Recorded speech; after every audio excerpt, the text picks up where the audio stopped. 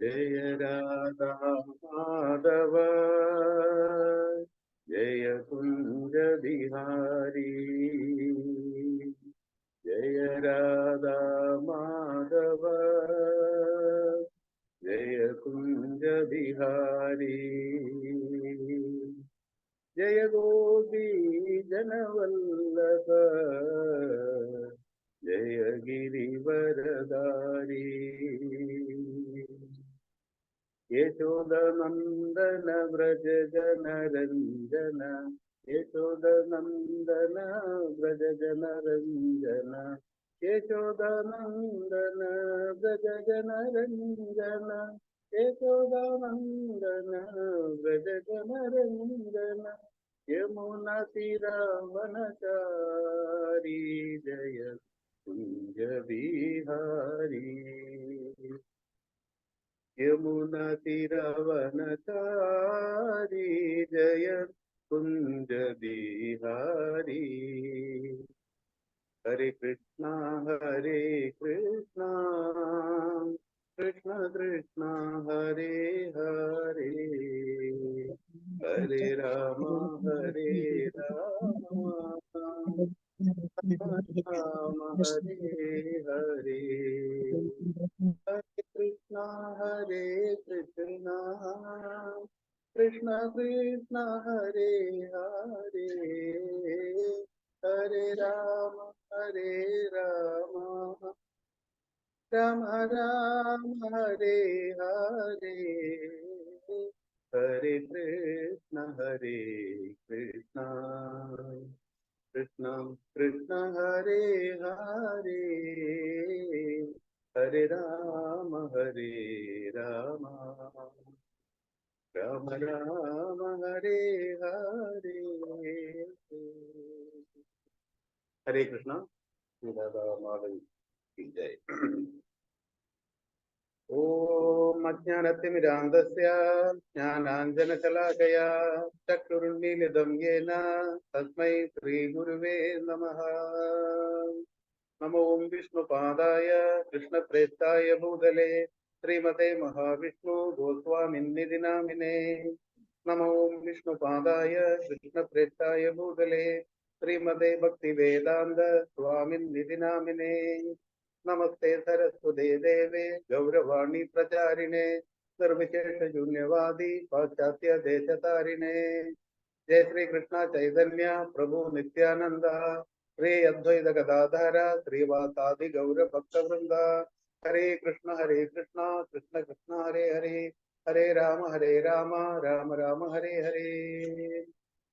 ओम नमो भगवते वासुदेवाय।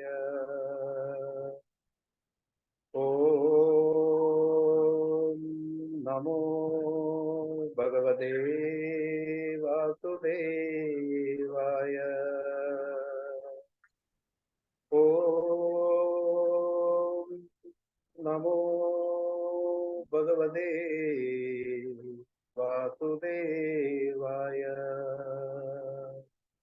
नारायणं नमस्कृत्य नरं चैव नरोत्तमं देवीं सरस्वतीं व्यासं ततो जयमुदीरये। नष्टप्रायेषु भद्रेषु नित्यं भागवत सेवया भगवती उत्तम श्लोके भक्तिर्भवति नैसगी। हरे कृष्ण प्रभुजी माताजी। നമ്മളിന്ന് ശ്രീമദ് ഭാഗവത പ്രചാരകനായ ചൈതന്യ മഹാപ്രഭുവിന്റെ ജീവിതത്തിന്റെയും ഉപദേശങ്ങളുടെയും ഒരു ലഘു വിവരണം എന്ന് തുടങ്ങുന്നതിന്റെ തുടർച്ചയായിട്ട് നമുക്ക് നോക്കാം. അതിലെന്താ പറയുന്നത്? സങ്കീർത്തന പ്രസ്ഥാനത്തിന്റെ ഉപജ്ഞാതാവ്, ഭഗവത് പ്രേമ പ്രചാരണത്തിന്റെ ശ്രേഷ്ഠദൂതനുമായ ശ്രീ ചൈതന്യ മഹാപ്രഭു ബംഗാളിലെ നവദ്വീപ നഗരത്തിലെ നാലിലൊരു ഭാഗം വ്യാപിച്ചു കിടക്കുന്ന ശ്രീധാമ മായാപുരിയിൽ 1486 ഫെബ്രുവരിയിലെ ഫാൽഗുനി പൂർണിമ ദിനത്തിൽ അവതരിച്ചു. അപ്പോ ഈ കാരുണ്യത്തിന്റെ മൂർത്തിയായിട്ടുള്ള മഹാപ്രഭുവിന്റെ ജനനം എവിടെയായിരുന്നു, ഏത് വർഷമാണ് എന്നൊക്കെ പറയും. കാരുണ്യത്തിന്റെ മൂർത്തിയാണ് നമ്മുടെ ചൈതന്യ മഹാപ്രഭു എന്ന് പറയുന്നത്. ഇപ്പോ ശ്രീരാമചന്ദ്ര ഭഗവാനാണെങ്കിൽ നല്ല ചെയ്ത പാരിതോഷങ്ങൾ തെറ്റ് ചെയ്ത ശിക്ഷ ഒരു മാറ്റമൊന്നുമില്ല. അതുപോലെ കൃഷ്ണനാണെങ്കിലോ, കൃഷ്ണന്റെ അടുത്താണെങ്കിൽ നമ്മള് എന്താ പറയാ കുറെ കളിപ്പിക്കുന്നുണ്ട്. കൈവിട്ടില്ലെങ്കിൽ നമ്മളെ കുറെ ഇട്ട് കളിപ്പിക്കും. പിന്നെ രാധാറാണി ചീത്ത പറയുന്നത് നമ്മളിട്ട് കളിപ്പിക്കുന്നത്. എന്നാൽ ഇവിടെ രാധാറാണിയും കൃഷ്ണനും കൂടി ഒരുമിച്ച് വന്നതുകൊണ്ട് കൃഷ്ണൻ ആരെ ഉപേക്ഷിക്കാൻ പറ്റും. രാധാറാണി എപ്പോഴും കൂടെ ഉള്ളത് രണ്ടുപേരുടെയും കൂടി അവതാരമാണല്ലോ. അപ്പൊ എന്താണ് അറിയാതെ, നമ്മളെ പോലും അറിയാതെ നമ്മൾ അനുഗ്രഹിച്ച് കളയും.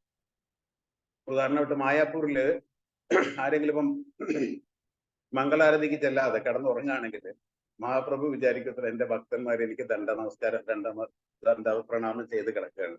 അങ്ങനെ ആ ഉറങ്ങുന്നവൻ പോലും അറിയാണ്ട് അവനെ അനുഗ്രഹിക്കുന്ന ആ വ്യക്തിയാണ് ഈ കാരുണ്യമൂർത്തിയായിട്ടുള്ള ചൈതന്യ മഹാപ്രഭു. അതുകൊണ്ടാണ് അദ്ദേഹത്തിന് ഈ രാധാറാണിയും കൂടെ ഉള്ളത് കൊണ്ട് ഈ എന്താ പറയുന്നത് കാരുണ്യമൂർത്തി എന്നിവിടെ പറയുന്നത്. അദ്ദേഹത്തിന് അനുഗ്രഹിക്കാൻ മാത്രമേ അറിയുള്ളൂ, വേറെ ഒന്നുമില്ല. എന്ത് സംഗതി കണ്ടാലും അതിന്റെ നല്ലത് മാത്രം എടുത്ത് അതിനുള്ള പ്രതിഫലം നൽകാൻ മാത്രമാണ് കാരുണ്യമൂർത്തിയായിട്ടുള്ള ചൈതന്യ ഭഗവാൻ.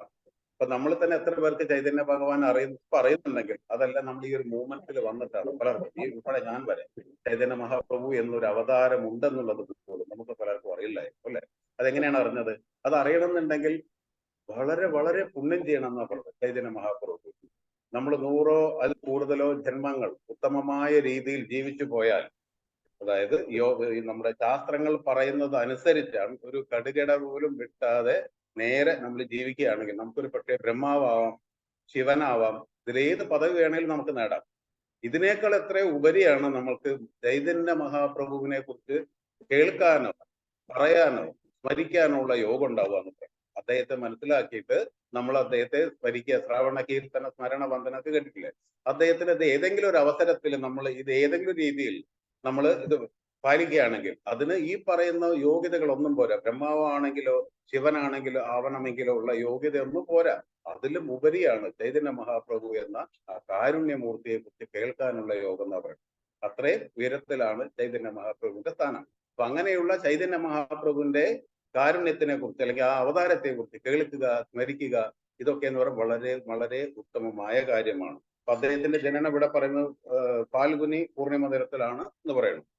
അക്കാലത്ത് വിദ്യാഭ്യാസത്തിന്റെയും സംസ്കാരത്തിന്റെയും കേന്ദ്രമായി നവദ്വീപ് അറിയപ്പെട്ടിരുന്നതിനാൽ പണ്ഡിത ബ്രാഹ്മണനും അദ്ദേഹത്തിന്റെ പിതാവുമായ ശ്രീ ജഗന്നാഥ മിശ്ര വിദ്യാഭ്യാസം നേടുവാനായി സൽഹർ ജില്ലയിൽ നിന്നും നവദ്വീപിലേക്ക് എത്തിച്ചേർന്നു. നവദ്വീപിലെ മഹാപണ്ഡിതനായ നീലാംബര ചക്രവർത്തിയുടെ പുത്രി ശ്രീമതി ശജി ദേവിയെ വിവാഹം കഴിച്ച് ഗംഗാ നദിയുടെ തീരത്ത് അദ്ദേഹം ഗൃഹസ്ഥ ജീവിതം ആരംഭിച്ചു. ജഗന്നാഥ മിശ്രയ്ക്ക് ശ്രീമതി ശജി ദേവിയിൽ നിരവധി പുത്രന്മാരുണ്ടായെങ്കിലും അവരിൽ അധികവും പേരും നന്നേ ചെറുപ്പത്തിൽ തന്നെ മരണപ്പെട്ടു. എന്നാൽ ഇളയ പുത്രന്മാരായ വിശ്വരൂപനും വിശ്വംഭരനും വളർന്നു വന്നിരുന്നു. മാതാപിതാക്കളുടെ സ്നേഹത്തിന് പാത്രമായി ഇളയവനും 10ാമത്തെ പുത്രനായി വിശ്വംഭരൻ എന്ന നിമായി പണ്ഡിതൻ എന്ന പേരിൽ പിന്നീട് അറിയപ്പെട്ടു. അനന്തരം പരിത്യാഗ ജീവിതക്രമം സ്വീകരിച്ചതിന് ശേഷം ഭഗവാൻ ശ്രീ ചൈതന്യ മഹാപ്രഭു എന്ന നാമധേയത്തിൽ പ്രശസ്തനായി തീർന്നു. അതുവരെയുള്ള അദ്ദേഹത്തിന്റെ പേരെന്തായിരുന്നു? എപ്പോഴാണ് അദ്ദേഹം ഈ പറയുന്ന ഭഗവാൻ ചൈതന്യ മഹാപ്രഭു എന്ന പേര് സ്വീകരിച്ചതെന്നും നമുക്കിപ്പോ ഇതിലൂടെ വിശദീകരണം തരുന്നു. അപ്പൊ ആ കാലഘട്ടത്തിൽ ഏറ്റവും എന്താ പറയാ ഉത്തമമായ വിദ്യാഭ്യാസം ലഭിച്ചിരുന്ന സ്ഥലമാണ് ഈ പറയുന്ന മായാദ്വീപ്, ഈ മായാപൂർ. അവിടേക്കാണ് ഇപ്പൊ ഈ ചൈതന്യ മഹാപ്രഭുവിന്റെ അച്ഛൻ വരുന്നതും അവിടെ ശജി ദേവി എന്ന് പറയുന്ന ആ മാതാജിയെ കഴിക്കുകയും ചെയ്തു. അവരവിടെ നദീതീരത്ത് അവിടെ സുഖമായിട്ട് ഗൃഹസ്ഥ ജീവിതം ആരംഭിക്കുന്നു. അതിൽ ജനിച്ച കുറെ കുഞ്ഞുങ്ങൾ ചെറുപ്പത്തിലെ അകാല മൃത്യു മരിച്ചു പോകണ്ടായി. അതിൽ ബാക്കിയായിട്ടുള്ള 2 പേരെ കാര്യമാണ് ഇപ്പൊ അതിൽ പറയുന്നത്. നിമായി പണ്ഡിതൻ എന്ന പേര് പിന്നീട് അറിയപ്പെട്ടതാണ് ഈ വിശ്വംഭരൻ എന്ന് പറയുന്ന വ്യക്തി. നിമായി പണ്ഡിതൻ അല്ലെ, നമ്മൾ കേട്ടിട്ടുണ്ട്, നിമായി ഒക്കെ കേട്ടിട്ടുണ്ട്. ഭഗവാൻ ശ്രീ ചൈതന്യ മഹാപ്രഭു 48 വർഷങ്ങൾ അതീന്ദ്രിയ ലീലകളിൽ ഏർപ്പെടുകയും 1455 ശകാബ്ദ വർഷത്തിൽ പുരിയിൽ വെച്ച് അപ്രത്യക്ഷനാവുകയും ചെയ്തു. 48 വർഷമാണ് അദ്ദേഹത്തിന്റെ ലീലകൾ ഇവിടെ ഉണ്ടായിരുന്നത്. അതിനുശേഷം അദ്ദേഹം എന്താ പറഞ്ഞത്? പുരിയിൽ വെച്ച് അപ്രത്യക്ഷമായി. അതായത് പുരിയിലെ വിഗ്രഹത്തിലേക്ക് അങ്ങോട്ട് ലയിച്ചു പോയതായിട്ടാണ് നമ്മൾ കേട്ടിട്ടുള്ളത് അല്ലെ. 24ാം വയസ്സ് വരെ അദ്ദേഹം വിദ്യാർത്ഥിയും ഗൃഹസ്ഥാശ്രമിയുമായി നവദ്വീപിൽ വസിച്ചു.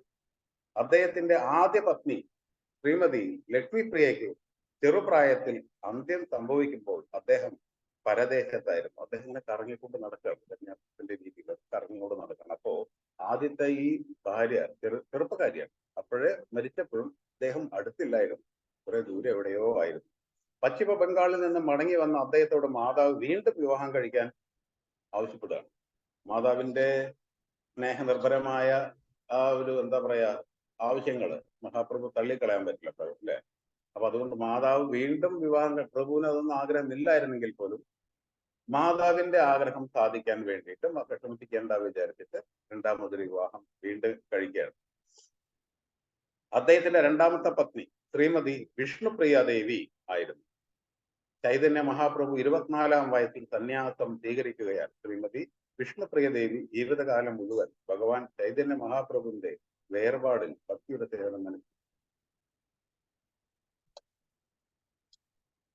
അദ്ദേഹത്തിന്റെ രണ്ടാമത്തെ ഭാര്യയായിട്ടുള്ള ഈ ഭാഗ്യവതിയായിട്ടുള്ള ശ്രീമതി വിഷ്ണുപ്രിയ ദേവി ജീവിതകാലം മുഴുവൻ ഭഗവാൻ തന്നെ വേറിട്ട് പോയതിലുള്ള ആ ഒരു വിഷമത്തോടു കൂടി ജീവിക്കുകയാണ് ചെയ്തത്. എന്ന് വെച്ചാൽ ഈ പറയുന്ന കാരുണ്യമൂർത്തിയായ ഭഗവാനെ ഓർത്തോർത്തോർത്ത് അങ്ങനെയാണ് ജീവിച്ചത്. അപ്പൊ അത്രയും പുണ്യവതിയാണ് അല്ലെ? നമുക്ക് ഈ ജീവിതത്തിൽ എത്ര പ്രാവശ്യം നമ്മൾ ചൈതന്യ മഹാപ്രഭുവിനെ ഓർക്കുന്നുണ്ട്. ഈ പുണ്യവതിയായ ഈ ശ്രീമതി വിഷ്ണുപ്രിയ ദേവി ജീവിതകാലം മുഴുവൻ ഭഗവാൻ ചൈതന്യ മഹാപ്രഭുവിന്റെ വേർപാടിൽ ഭക്തിയുത സേവനം അനുഷ്ഠിച്ചു. പിന്നെ എല്ലാ ദേവിയുടെ ബാക്കി ഇഷ്ടജീവിതം മുഴുവൻ ഭക്തിയുത ജീവിതത്തിലേക്ക് തിരിയാണ് ചെയ്തത്. സന്യാസം സ്വീകരിച്ച ശേഷം മഹാപ്രഭു തന്റെ കേന്ദ്ര കാര്യാലയം മാതാവായ ശചി ദേവിയുടെ ആവശ്യപ്രകാരം ജഗന്നാഥപുരിയിൽ 24 വർഷം താമസിക്കുകയുണ്ടായി. ഈ കാലയളവിൽ അദ്ദേഹം ശ്രീമദ് ഭാഗവത പ്രഭാഷണം നടത്തിക്കൊണ്ട് 6 വർഷത്തോളം ഭാരതത്തിലുടനീളം സഞ്ചരിച്ചു. ഈ 6 വർഷക്കാലത്തിൽ നമ്മുടെ കേരളത്തിൽ വന്നിട്ടുണ്ട് അല്ലെ? നമ്മുടെ അനന്തപത്മനാഭസ്വാമി ക്ഷേത്രത്തിൽ വന്നിട്ടുണ്ട്, നമ്മൾ കേട്ടിട്ടുണ്ട്. കേരളത്തിലെ പല അമ്പലങ്ങളിലും അദ്ദേഹം വന്നു. അപ്പോ ഈ ഭാഗവത പ്രഭാഷണം നടത്തിക്കൊണ്ടാണ് അദ്ദേഹം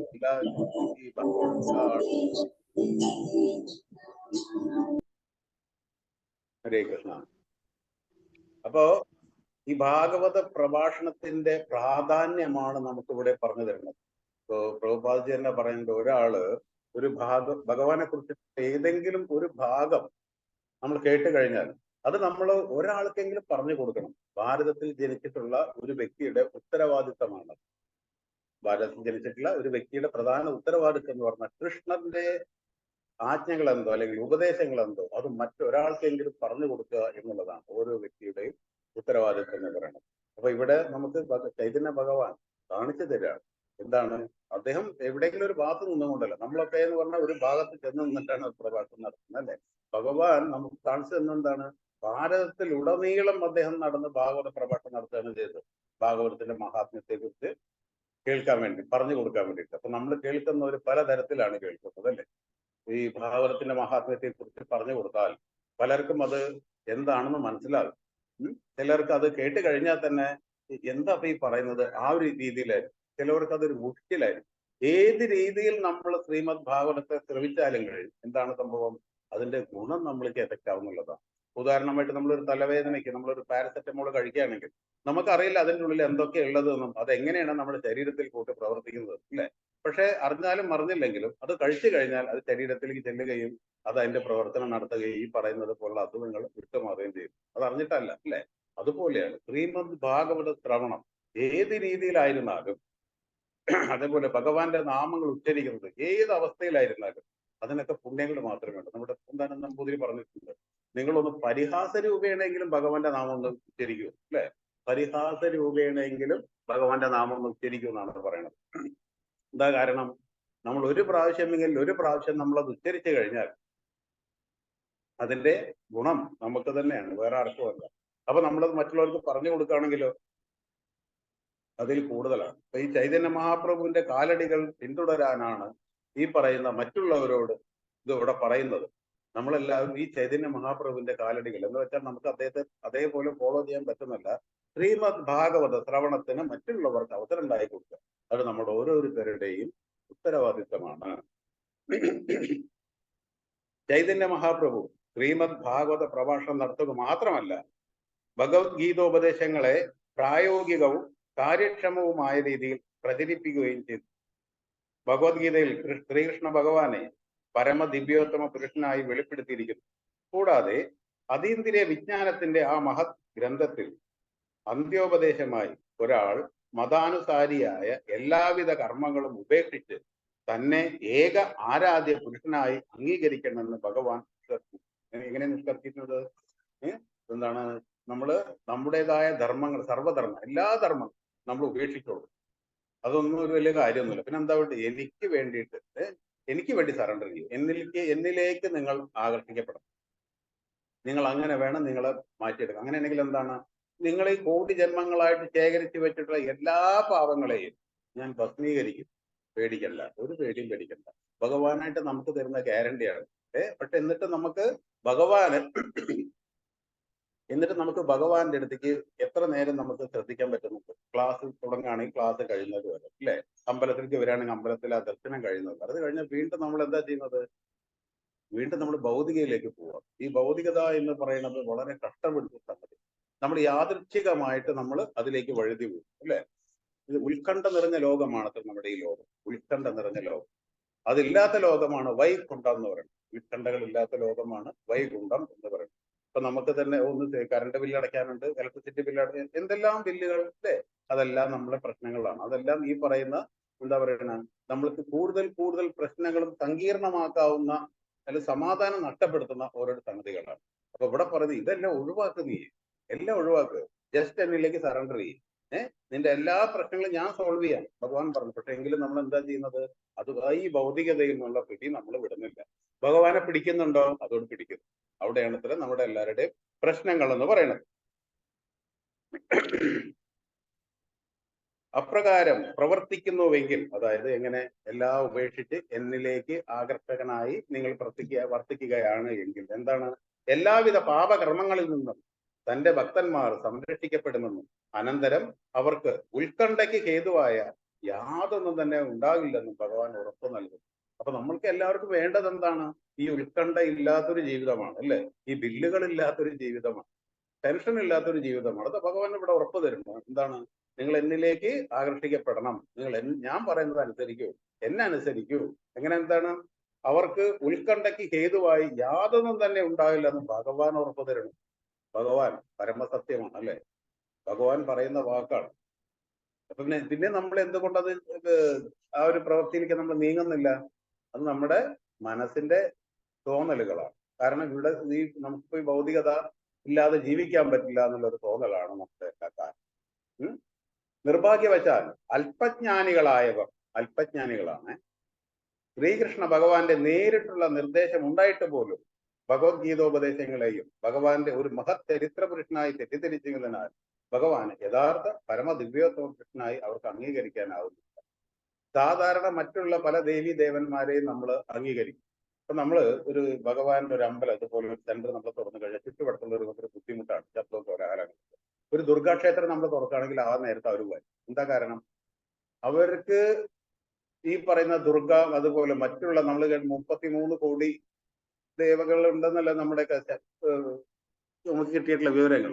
അപ്പൊ ഇങ്ങനെയുള്ള ഈ 33 കോടി ദേവഗണങ്ങൾ ഉള്ളതിൽ അതിൽ ആരെങ്കിലും ഒരാളാണെങ്കിൽ ഇവർക്കൊക്കെ സന്തോഷമാണ്. അതുകൊണ്ടാണ് ഭഗവാന്റെ അടുത്തേക്ക് ഇവരാരും ചെല്ലാത്തത്. അതുകൊണ്ടാണ് ഇവിടെ പറഞ്ഞത്, ഈ അല്പജ്ഞാനികളായവരാണ് ഈ പറയുന്ന ശ്രീകൃഷ്ണ ഭഗവാന്റെ ഏതെങ്കിലും ഒരു രൂപത്തിലേക്ക് ആകർഷിക്കപ്പെടാൻ വിമുഖത കാണിക്കുന്നത്. ഒരു മഹത് ചരിത്ര പുരുഷനായി തെറ്റിദ്ധരിച്ചിരിക്കുന്നതിനാൽ ഭഗവാനെ യഥാർത്ഥ പരമദിവ്യോത്തമ പുരുഷനായി അവർക്ക് അംഗീകരിക്കാനാവുന്നില്ല. കാരണം ഇപ്പൊ നമ്മൾ സാധാരണ നമ്മുടേതായ ജീവിതത്തിലൊക്കെ ഒരു കുറൂരമ്മയുടെ കൂടെ, അർജുനന്റെ പഞ്ചപാണ്ഡവരുടെ കൂടെ, എല്ലാവരുടെ കൂടെ ഉണ്ടായിരുന്നു കൃഷ്ണൻ. അപ്പൊ സാധാരണ ഒരു പുരുഷനായിട്ട്, അല്ലെങ്കിൽ ഇവരുടെ ഒരു എന്താ പറയുക, ശക്തിമത്തായ ഒരു പുരുഷ അവതാരം, അത്രേ ഉള്ളൂ. പുരുഷാവതാരം എന്ന് പറഞ്ഞാൽ സാധാരണഗതിയിൽ പറഞ്ഞ നമ്മൾ ഭാഗവതത്തിൽ പറയുന്ന പുരുഷാവതാരത്തെ അല്ല, ഒരു ശക്തിയുള്ള ഒരു അവതാരം എന്നത് മാത്രമേ അവർക്ക് എല്ലാവർക്കും അറിയുള്ളൂ, സാധാരണക്കാർക്ക്. അല്ലാതെ പരമദിവ്യോത്തമ പുരുഷനായ ഭഗവാനാണ് ശ്രീകൃഷ്ണൻ എന്നുള്ള ജ്ഞാനമൊന്നും ഇവരിൽ ഒരാൾക്കുമില്ല. ആകയാലാണ് അത്തരം അല്പജ്ഞാനികളായവരെ നിരവധി അഭക്തന്മാർ വഴിതെറ്റിക്കുന്നു. അപ്പൊ ഇത്തരത്തിലുള്ള ആൾക്കാരെ എന്താണ്? മറ്റുള്ളവർക്ക്, ഭക്തി തീരെ ഇല്ലാത്തവർക്ക് എന്ത് ചെയ്യാൻ പറ്റും? വഴിതെറ്റിക്കാൻ പറ്റും. കാരണം അവർക്കൊരു ബേസ് ഇല്ല, അല്ലെ? ബേസ് ഇല്ലാത്തൊരു വ്യക്തിക്ക് ഒരു വിശ്വാസം എങ്ങനെയാണ്, എന്താണെന്ന് അറിയാത്തൊരു വ്യക്തിയെ നമുക്ക് എങ്ങോട്ട് വേണമെങ്കിലും വളർത്തുകൊണ്ട് പോകാം. അപ്പൊ ഈ ഭക്തരല്ലാത്തവര്, സാധാരണ നമ്മൾ പല സ്വാമിമാരെ നമ്മൾ കണ്ടിട്ടുണ്ട്. അവരൊക്കെ എന്താ ചെയ്യുന്നത്? അവർക്ക് പൈസ കൊടുത്തു കഴിഞ്ഞാൽ ഇവരുടെ പാപങ്ങൾ തീരും, അങ്ങനെ ഇങ്ങനെയൊക്കെ പറഞ്ഞ് കുറെ പറ്റിക്കുന്ന ആൾക്കാരെ നമ്മൾ കണ്ടിട്ടുണ്ട്. ഇവരിലേക്ക്, ഇങ്ങനെയുള്ള ആളുകളിലേക്ക് ഇത്തരം ആൾക്കാർ, അതുകൊണ്ടാണ് അവിടെ പറഞ്ഞ അല്പജ്ഞാനികൾ എന്ന് പറയുന്നത്, ഇത്തരത്തിലുള്ള ആൾക്കാർ ആകർഷിക്കപ്പെടും. എന്നാൽ ഒരിക്കലും ഒരു കാരണവശാൽ ഇവരൊന്നും ശ്രീകൃഷ്ണ ഭഗവാനെങ്കിലേക്ക് ആകർഷിക്കപ്പെടുന്നില്ല. മഹാപണ്ഡിതന്മാർ പോലും തെറ്റായി വ്യാഖ്യാനിച്ചിരിക്കുന്നത് എന്താണ്? ശ്രീകൃഷ്ണ ഭഗവാന്റെ തിരോധാനത്തിന് ശേഷം പണ്ഡിതരായ അസംഖ്യം വിദ്വാൻമാർ ഭഗവത്ഗീതയ്ക്ക് 100 കണക്കിന് വ്യാഖ്യാനങ്ങളാണ് രചിച്ചത്. എന്നാൽ അവയിൽ മിക്കവയും സ്വതാത്പര്യ സംരക്ഷണാർത്ഥം രചിക്കപ്പെട്ടവയാണ്. അതെങ്ങനെയാണ്? നമ്മൾ ഈ അന്ധന്മാര് ആനേനെ കണ്ട മാതിരി എന്നൊരു കഥ പറയും അല്ലെ? ഒരു കണ്ണുപൊട്ടം പോയിട്ട് പിടിച്ചത് ആനേന്റെ കാലാണ്, ഒരു കണ്ണുപൊട്ടം പോയി പിടിച്ചത് ചെവിയാണ്, ഒരു കണ്ണുപൊട്ടം പോയി പിടിച്ചത് വാലാണ്. അപ്പൊ ഇവരെല്ലാവരോടും ആനേനെ കണ്ടോ? ആ കണ്ടു. എങ്ങനെയുണ്ട്? ഒരുത്തൻ പറഞ്ഞു ഒരു തൂണ് പോലെയാണ് ആന. അതുപോലെ അവരുടെ അഭിപ്രായങ്ങൾ, കാരണം അവർക്ക് അത്രേ അറിയുള്ളൂ. അതുപോലെയാണ് ഈ പറയുന്ന ഭൗതികതയിലുള്ള ഇത്തരം വ്യക്തികളുടെ അഭിപ്രായങ്ങൾ. അവർക്ക് ശരിക്കും ഭഗവാനെ കുറിച്ച് അറിയാനുള്ള സാധ്യതയില്ല, അറിയുന്നുമില്ല. അവര് 100 കണക്കിന് വ്യാഖ്യാനങ്ങളാണ് നമ്മൾ കേട്ടിട്ടുണ്ട്. പിന്നെ അങ്ങനത്തെ ഈ ആമൂസ്, ഈ നായര്, ഈ നമ്പ്യാര്, അങ്ങനെ കുറെ ആൾക്കാരുണ്ട്. ഈ എല്ലാ ഭാഗവതം എടുത്ത് വായിക്കുകയാണെങ്കിൽ ഓരോന്നിനും ഓരോ അർത്ഥമായിട്ടുണ്ടായിട്ടുണ്ടാവും അല്ലെ? അവരുടെ കാഴ്ചപ്പാടും വ്യത്യാസമായിരിക്കും. എല്ലാവരും കാണുന്നത് വേറെ വേറെ. നമ്മുടെ ഭഗവത്ഗീത കാര്യത്തിൽ എന്തായിരിക്കുന്നത്? ഭഗവത്ഗീത യഥാക്രമം ആസ് ഇറ്റ് ഈസ്, അതുപോലെ എന്താണോ ഭഗവാൻ കൃഷ്ണൻ അർജുനനോട് പറഞ്ഞത് അത് അതേപോലെ ഉള്ളതാണ് നമ്മുടെ ഭഗവത്ഗീത എന്ന് പറഞ്ഞത്. അതുകൊണ്ടാണ് നമ്മള് ഭഗവത്ഗീത കൊടുക്കാൻ വേണ്ടിയിട്ട് പോകുമ്പോൾ പലരും പറയും ഞങ്ങളെ വീട്ടിലുണ്ട് ഭഗവത്ഗീത 2 എണ്ണം ഉണ്ട് എന്നൊക്കെ പറയും. അത് പോരാ, ഇതാണ് നല്ലത് എന്ന് പറഞ്ഞാൽ എന്താ അവരെന്താ പറയാ? ഇതന്നെ ഞങ്ങൾക്ക് ഈ തന്നവരും പറയാന്ന് പറയും. കാരണം അവർക്കൊന്നും അതിനുള്ള യോഗമില്ല എന്നുള്ളതാണ് കാര്യം. മനസ്സിലായില്ലേ? ശ്രീ ചൈതന്യ മഹാപ്രഭു ശ്രീകൃഷ്ണ ഭഗവാൻ തന്നെയാണ്. എന്നിട്ടും സാമാന്യ ജനങ്ങളെ ബോധവാന്മാരാക്കുവാനും മതാചാര നിഷ്ഠയുള്ളവരെയും ദാർശനികന്മാരെയും ആദിപുരുഷനും സർവകാരണങ്ങളുടെയും കാരണവുമായ ഭഗവാൻ ശ്രീകൃഷ്ണന്റെ അതീന്ദ്രിയ സ്ഥാനം എന്തെന്ന് ബോധ്യപ്പെടുത്തുവാൻ ഭഗവാന്റെ മഹാഭക്തനായി ചൈതന്യ മഹാപ്രഭു അവതരിച്ചു. ഈ കൃഷ്ണനും ചൈതന്യ മഹാപ്രഭുവും തമ്മിൽ യാതൊരു വ്യത്യാസവുമില്ല. എങ്കിലും എന്താണ്? ഒരു ഭക്തനായിട്ട്, ഭഗവാന്റെ തന്നെ ഒരു ഉത്തമ ഭക്തനായിട്ട് അവതരിച്ച് ഈ ഭഗവാനെ കുറിച്ച് പറഞ്ഞു കൊടുക്കാനാണ് ചൈതന്യ മഹാപ്രഭു വന്നത്. വ്രജരാജാവിന്റെ, അതായത് നന്ദ മഹാരാജാവിന്റെ പുത്രനായി വ്രജഭൂമിയിൽ അവതരിച്ച ശ്രീകൃഷ്ണ ഭഗവാൻ പരമദിവ്യോത്തമ പുരുഷനാകയാൽ സർവരാലും ആരാധനീയനാകും എന്ന സന്ദേശമാണ് ശ്രീ ചൈതന്യ മഹാപ്രഭുവിന്റെ പ്രഭാഷണങ്ങളുടെ സാരാംശം. അപ്പൊ ഈ പരമദിവ്യോത്തമ പുരുഷനായ ഭഗവാൻ ശ്രീകൃഷ്ണനാണ് എന്നുള്ളതാണ് ചൈതന്യ മഹാപ്രഭു പറയുന്നതിന്റെ സാരം. അത് നമ്മൾക്ക് പല രീതിയിൽ പറഞ്ഞു തരുന്നു.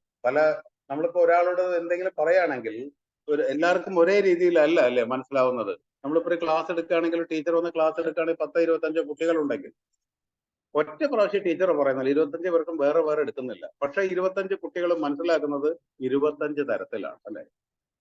ചിലവര് കൂടുതൽ മനസ്സിലാക്കിയിട്ടുണ്ടാവും, ചിലവർ കുറച്ച് മനസ്സിലാക്കിയിട്ടുണ്ടാവും. അതുപോലെയാണ് ഇവിടെ പറയുന്നത്. ശ്രീകൃഷ്ണ ഭഗവാനെ കുറിച്ച് ഇവിടെ പറഞ്ഞു കൊടുക്കുന്നത് പോലും അവർ കേൾക്കുന്നത് ഈ പറയുന്നത് പോലെ അവരുടെ കപ്പാസിറ്റിക്ക് അനുസരിച്ച് കേൾക്കാനും മനസ്സിലാക്കാനും പറ്റുള്ളൂ. സർവരാലും ആരാധനീയനാകുന്ന എന്ന സന്ദേശമാണ് ആര്? പരമദിവ്യോത്തമ പുരുഷൻ ശ്രീകൃഷ്ണൻ, വ്രജത്തിലെ നന്ദമഹാരാജന്റെ പുത്രനായിട്ട് ജനിച്ച ഈ ഭഗവാൻ കൃഷ്ണൻ സർവരാലും ആരാധിക്കപ്പെടേണ്ട പരമദിവ്യോത്തമ പുരുഷനാണെന്ന് ചൈതന്യ മഹാപ്രഭു നമുക്കിവിടെ പറഞ്ഞു തരുന്നു. പരിപൂർണ ജ്ഞാനം എന്ന പോലെ ഭഗവാന്റെ നാമം, കീർത്തി, രൂപം, ധാമം എന്നിവയെല്ലാം ഭഗവാൻ സ്വയം സ്പഷ്ടമാക്കിയതും അവയൊക്കെ ഭഗവാനിൽ നിന്നും അഭിന്നങ്ങളുമാകയാൽ വൃന്ദാവനധാമം ഭഗവാനിൽ നിന്നും വിഭിന്നമല്ല. അപ്പൊ ഈ ഭഗവാന്റെ പേരായിക്കോട്ടെ, അദ്ദേഹത്തിന്റെ ലീലകളായിക്കോട്ടെ, അദ്ദേഹത്തിന്റെ അനുസാരികളായിക്കോട്ടെ, അദ്ദേഹമായിട്ട് വ്യതിരിച്ചിട്ടുള്ള ധാമങ്ങളാവും, ഇതെന്ത് തന്നെ ആയിരുന്നാലും ഇതൊന്നും ഭഗവാനിൽ നിന്ന് വ്യത്യസ്തമല്ല. അതുകൊണ്ട് തന്നെ വൃന്ദാവനധാമം ഭഗവാനെ എന്ന പോലെ ആരാധനീയമാകുന്നു. ഇപ്പൊ വൃന്ദാവനം എന്ന് പറഞ്ഞു കഴിഞ്ഞാൽ ഭഗവാൻ ജനിച്ച് കളിച്ചു വളർന്ന സ്ഥലം, ആരാധനയ്ക്ക് പാത്രമാകാൻ യോഗ്യതയുള്ള സ്ഥലമാണ്. വ്രജഭൂമിയിലെ കന്യകമാർ ശ്രീകൃഷ്ണ ഭഗവാനോടുള്ള പരിശുദ്ധ പ്രേമരൂപേണ അത്യുന്നതമായ ഭഗവത് ആരാധനാ മാതൃക കാട്ടിത്തന്നു. ഇപ്രകാരമുള്ള ആരാധനാ പ്രക്രിയയാണ് ഏറ്റവും മഹത്തരമെന്ന് ശ്രീ ചൈതന്യ മഹാപ്രഭു നിർദ്ദേശിക്കുകയും ചെയ്തു. ഭഗവാനെ മനസ്സിലാക്കുന്നതിന് കളങ്കമില്ലാത്ത ഉത്തമ സാഹചര്യം ശ്രീമദ് ഭാഗവത പുരാണം എന്ന് അദ്ദേഹം അംഗീകരിക്കുന്നു. അത് ശ്രീമദ് ഭാഗവത പാരായണം നടത്തുന്നവർക്കാണ് ഭഗവാനെ കുറിച്ച് കൂടുതൽ മനസ്സിലാക്കാനും ഉൾക്കൊള്ളാനും പറ്റുന്നത്. ഭഗവത് പ്രേമാവസ്ഥ പ്രാപ്തമാക്കുകയാണ് എല്ലാ മനുഷ്യ ജന്മങ്ങളുടെയും നിയാമക ലക്ഷ്യമെന്ന് സ്ഥാപിക്കുകയും ചെയ്തു. നമ്മൾക്ക് കുറെ വലിയ എന്താ പറയാ മൾട്ടി സ്റ്റോറി ബിൽഡിംഗ് കിട്ടുന്നതിലോ വലിയ വലിയ സ്ഥാനങ്ങൾ അലങ്കരിക്കുന്നതോ ഒന്നുമല്ല നമ്മുടെ പ്രധാന ഉദ്ദേശം. ഒരു മനുഷ്യന്റെ ഉദ്ദേശം എന്ന് പറഞ്ഞാൽ നമുക്ക് മനുഷ്യ ശരീരം എന്ന് പറഞ്ഞു കഴിഞ്ഞിട്ടുണ്ടെങ്കിൽ അത് കിട്ടിയിട്ടുള്ളത് എന്തിനാണ്? ഭഗവാൻ കൃഷ്ണനെ കുറിച്ച് മനസ്സിലാക്കാനും അതിനനുസരിച്ച് നമുക്ക് നമ്മുടെ യഥാർത്ഥ ധാമമായ നമ്മുടെ യഥാർത്ഥ സ്ഥലമായ ഭഗവാനിന്റെ ധാമമായ എന്താ ഭഗവത് ധാമത്തിൽ തിരിച്ചു പോകാനുമുള്ളതാണ് നമ്മുടെ മനുഷ്യ ശരീരം എന്ന് പറയുന്നത്. മനുഷ്യ ശരീരത്തിന് മാത്രമേ അതിനുള്ള യോഗ്യതയുള്ളൂ. അപ്പൊ നമ്മള് ഒരു തീവണ്ടിയിൽ പോയി കഴിഞ്ഞാൽ അതിന് കടലിന്റെ അടി കൂടി പോകാൻ പറ്റൂല അല്ലെ? അതിന് തീവണ്ടിയാണ് റെയിൽ വേണം. എയറോപ്ലെയിൻ അതിന് കടലിൽ കൂടി പോകാൻ പറ്റുമോ? ഇല്ല, അത് വായുവിടെ സഞ്ചരിക്കും. പിന്നെ നമ്മളെ ഇവിടെയുള്ള ബസ് തുടങ്ങിയ വാഹനം അത് കരയിലൂടെ സഞ്ചരിക്കും. അതിനൊക്കെ ഓരോരോ നിയമങ്ങളുണ്ട് അല്ലെ? അതിന് അത്രേ പറ്റൂ. ഓരോന്നിനും വേണ്ടിയിട്ടാണ് അതെല്ലാം നിർമ്മിച്ചിട്ടുള്ളത്. അതുപോലെ മനുഷ്യ ശരീരം കിട്ടിയിട്ടുള്ളത് എന്തിനു വേണ്ടിയിട്ടാണ്? ഭഗവാന്റെ ധാമത്തിലേക്ക് യാത്ര ചെയ്യാനുള്ള തോണിയായിട്ടാണ്. യന്ത്രരൂഢാനിമായ നമ്മൾ ഭഗവത്ഗീതയിൽ പറയുന്നുണ്ടല്ലേ, ഈ ശരീരത്തിൽ മനുഷ്യ ശരീരത്തിൽ ഇരുന്നു കൊണ്ട് നമുക്ക് ഭഗവാന്റെ ധാമത്തിലേക്ക് എത്താൻ പറ്റും. എങ്ങനെ? ശ്രീമദ് ഭാഗവതൻ എന്ന പുരാണത്തിലൂടെ ആ ഒരു എന്താ പറയാ ശുകദേവ് ഗോസ്വാമി തന്നിട്ടുള്ള ശ്രീമദ് ഭാഗവതം പുരാണം അമലം അല്ലെ? എത്ര പുരാണമാണത്? എത്രയോ വർഷങ്ങൾ മുമ്പുള്ളതാണ് ഈ ശ്രീമദ് ഭാഗവതം. ഇപ്പോഴും നമ്മൾക്ക് ഓരോരുത്തരും ഓരോ ക്ലാസ് എടുക്കുന്ന കേട്ടാൽ നമ്മൾ വാ കൊടുത്തിരുന്ന് പോകില്ല ശ്രീമദ് ഭാഗവതം. അപ്പൊ അത് പുരാണമല്ല. പുരാണമാണെങ്കിൽ പോലും നമ്മളെ ഇപ്പോഴും ആകർഷിക്കുന്നതാണ്. കാരണം എന്താണ്? ശ്രീമദ് ഭാഗവതം അതീന്ദ്രിയമാണ്. സാധാരണ ഇന്ദ്രിയങ്ങളാൽ നമുക്ക് നിർവചിക്കാൻ പറ്റുന്നതല്ല. അതുകൊണ്ട് ശ്രീമദ് ഭാഗവതം ഉത്തമമാണ്. ഇവിടെ പറയുന്നു വ്രജത്തിലുള്ള കന്യകമാര് ഭഗവാനെ ആരാധിച്ചിരുന്നതാണ് ഉത്തമമായ ആരാധനാ ശൈലി. അപ്പൊ എങ്ങനെയൊക്കെയാണ് അവരെ ആരാധിച്ചിരുന്നത്? കൃഷ്ണനെ ചീത്ത പറയുമായിരുന്നു അവര്. കള്ളൻ വരാന്ന് പറഞ്ഞിട്ട് വന്നില്ല എന്തൊക്കെ പറയുമായിരുന്നു കൃഷ്ണനെ. പക്ഷെ അതെല്ലാം കൃഷ്ണൻ ആസ്വദിക്കുകയായിരുന്നു. ഈ കന്യകമാരി ചീത്ത പറയുന്നതോ അത് ഈ പ്രേമത്തിന്റെ മറ്റൊരു ഭാവമാണ്, മറ്റൊരു തലമാണ്. ഈ എന്താ പറയാ നമ്മുടെ രസാമൃത സിന്ധു എന്ത് സിന്ധാണത് ഓർമ്മയില്ല എനിക്ക്. ഭക്തി രസാമൃത സിന്ധു പറഞ്ഞിട്ടൊരു ഗ്രന്ഥമുണ്ട് അല്ലെ? ഈ രസാമൃതം എന്ന് പറഞ്ഞാല് രസത്തിന്റെ അമൃതങ്ങൾ മാത്രമേ ഉള്ളൂ. ഈ ഗോപികമാർക്ക് ഭഗവാനോട് തോന്നുന്നതും അവര് ഭഗവാനെ ചീത്ത പറയുന്നത്. അപ്പൊ നമുക്ക് തന്നെ ഒരു പക്ഷെ ചിരി വരും ഈ ഗോപികമാര് ഭഗവാനെ ചീത്ത പറയുന്നതും കാട്ടുന്നതും എല്ലാം കണ്ടു കഴിഞ്ഞാൽ.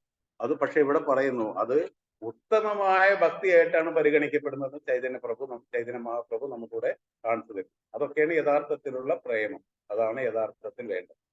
നമുക്കെന്ന് പറഞ്ഞെങ്കിൽ നമ്മളൊക്കെ എന്ന് പറഞ്ഞ മഹാരാജ് പറഞ്ഞതുപോലെ എന്താ പറയാ ടെമ്പറവറി ഭക്തന്മാരാണ് അല്ലെ?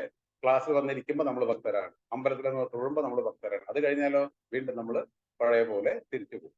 അപ്പൊ ഒരിക്കല് ഒരാൾ ചോദിച്ചിട്ട് പിന്നെ മഹാരാജിന്റെ ചോദിച്ചിട്ട് എന്താണ് മഹാരാജ് എനിക്ക് എപ്പോഴും ഇങ്ങനെ ചില സമയത്തൊക്കെ ഞാനിങ്ങനെ ഈ ഭൗതികയിലേക്ക് തന്നെ തിരിച്ചു പോവാണ്, എനിക്ക് ഇതിൽ ഉറച്ചു നിൽക്കാൻ പറ്റുന്നില്ല എന്ന് പറഞ്ഞു. അപ്പൊ മഹാരാജ് പറഞ്ഞത് ഈ എപ്പോഴും ഭൗതികയിലാണ്, ഈ ചിലപ്പോൾ മാത്രമേ ഈ ഭക്തിയിലേക്ക് വരുന്നുള്ളൂ, നേരെ തിരിച്ചു കൊടുത്തു എന്നാ പറഞ്ഞു. അപ്പൊ ആ ഒരു കൂട്ടത്തിൽപ്പെട്ടവരാണ് നമ്മളിൽ പലവരും അല്ലെ? ഞാൻ ഉൾപ്പെടെയുള്ള നമ്മളിൽ പലരും ആ ഒരു കൂട്ടത്തിൽപ്പെട്ടവരാണ്. നമ്മളെല്ലാം ഭക്തിയിലേക്ക് വരുന്നത് ചിലപ്പോഴും മാത്രമാണ്. എന്നാൽ ഈ ഗോപികമാരെന്ന് പറഞ്ഞാൽ അവരെ ഊണിലും ഉറക്കത്തിലും എപ്പോഴും ഭഗവാൻ ഭഗവാൻ ഭഗവാൻ എന്നൊരു ഒറ്റ ചിന്തയുണ്ട്. ഭഗവാനെ കാണാണ്ടായി കഴിഞ്ഞിട്ടുണ്ടെങ്കിൽ അവരുടെ വിഷമം, കുറച്ചു നേരം വരാൻ വൈകിക്കഴിഞ്ഞാൽ അവരുടെ ആ ഒരു മനസ്സിന്റെ പെടത്തിൽ ഇതെല്ലാം ഭഗവാനോടുള്ള ആർത്തിയാണ് അതിൽ കാണിക്കുന്നത്, സ്നേഹമാണ് അതിൽ കാണിക്കുന്നത്. ഇത് വളരെ എന്താ പറയണത് പരിശുദ്ധ പ്രേമരൂപേണ അത്യുന്നതമായ ഭഗവത് ആരാധന മാതൃക കാട്ടിത്തന്നു വ്രജഭൂമിയിലെ കന്യകമാർ.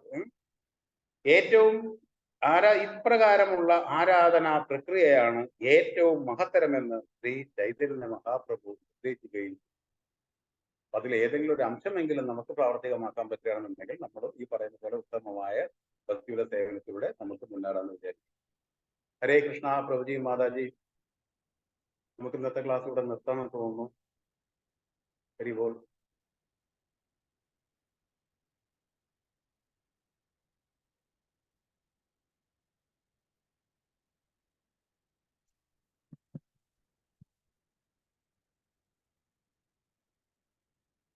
ഹരേ കൃഷ്ണ.